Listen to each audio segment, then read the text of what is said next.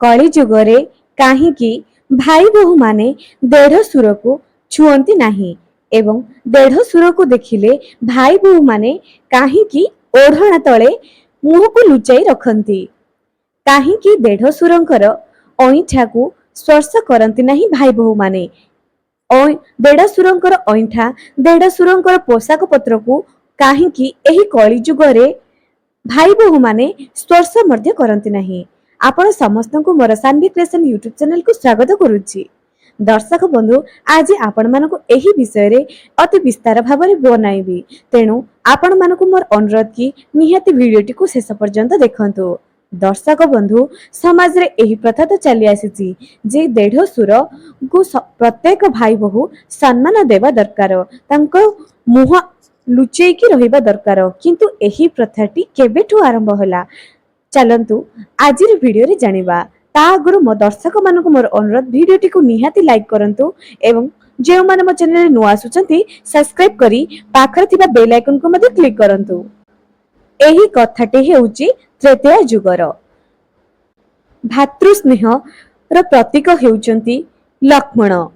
त्रेतया जुगरे जेतेबेले रामचंद्र वनवास जाइथिले सेही समय रे माता सीतांक संगरे अनुज लक्ष्मण मध्य जाइथिले। दर्शक बंधु आपण सुनिले आश्चर्य हेबे जे 14 वर्ष जाए लक्ष्मण माता सीता एवं निज बड़ भाई रामंकर रक्षा पाई रात्रि रे केबे मध्य शयन करुनथुले। सब बेले निज भाई एवं भाउजंकु सम्मानर सह दांडरे पहरा देउथुले, जगुथिले जे काले केही गुप्तचर आसी आक्रमण करिदेबो। जेतेबेले 14 वर्ष वनवास परे रामचंद्र अनुज लक्ष्मण एवं माता सीता निज राज्य को फेरीगले। बहुत वर्ष जाए सेठारे राजकार्य संभाळिले।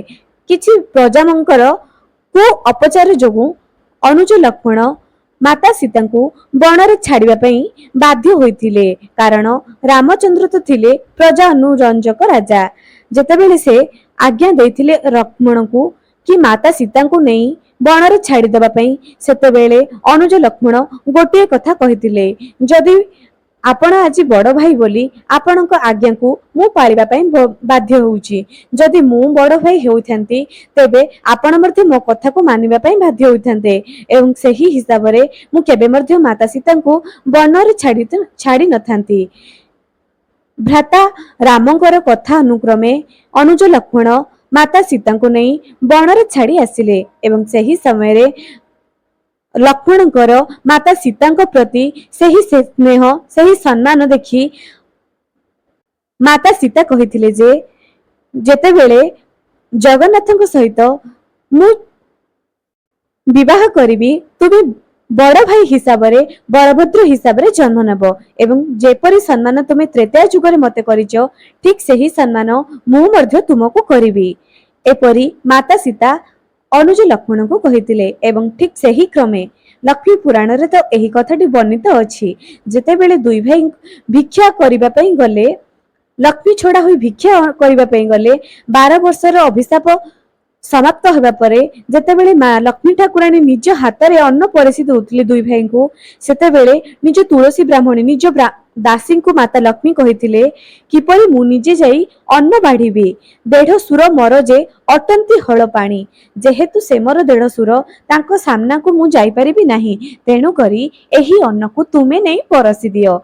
सेही कथानुक्रमे सेही प्रथानुक्रमे आज पर्यंत कली जुगरे देढ़ सुर भाई बहुंकर मुख को देखंती नहीं एवं भाई बहु मध्य देढ़ सुर को यथोचित सम्मान मध्य दियंती। सेही प्रथा आज मध्य चली आसीची, किंतु दर्शक बंधु मां लक्ष्मीकर सेही सम्मान आज मध्य एई दुनिया रे समाज रे आमको गोटे वार्ता दिए जे जेपरि जणे आमको सम्मान करूची आमे मध्य तार सम्मान करिबा दरकार।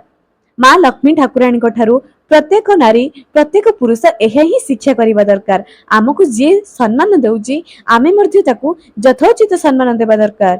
जदि आजिर एही प्रसंगटी आपण मानक भलो लागुथाय निश्चय कमेंट सेक्शन रे जय जगन्नाथ जय मां लक्ष्मी निश्चय लिखंतु।